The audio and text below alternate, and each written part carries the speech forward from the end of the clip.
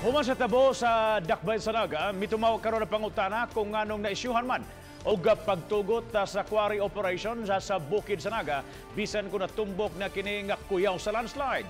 May pasabot kabahin nini ang Mines and Geosciences Bureau o MGB. Ani ang report ni Nico Siri. Sa interview kagahapon, giklaro ni Naga City Mayor Christine Chong nga di niya buot mamasangil. Apa nakapangutana ang mayor kung nganong naisyuhan og Mineral Production Sharing Agreement kun MPSA ang dakong kompanya nga nagtugot kanila nga makapahigayon og quarry operation sa bukid. Ang MPSA na issue ni atong 2009 usa ka tuig human nasuta sa geohazard mapping nga may kakuyaw sa landslide sa barangay Tinaan. Ang Mines and Geosciences Bureau sa DENR may issue sa MPSA pasabot ni ini. Naman ang mineral deposit sa ato ang kabukiran.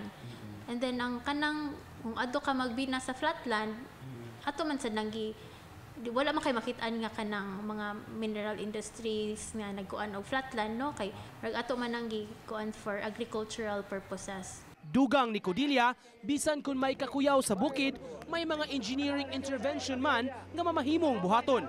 Kaning mga hazards na to, doon na dyan ay mga interventions, na ay mga engineering interventions nga dapat ma-implement. Okay, pwede man na nato ma-mitigate. Padayon pa, ang gihimong fieldwork sa MGB personnel pagtuon sa nahitabong halapad nga landslide. May dugang personnel gikan Central Office nga gi-augment alang niini. Sa pagkakaron, nagpaabot pa sab ang MGB sa formal nga kamanduan sa ilang mga opisyales nga muhulip sa upat ka top officials. Kinihuman sila gipang relibuhan sa miaging simana. Nico Sireno, Balitang Bisdak.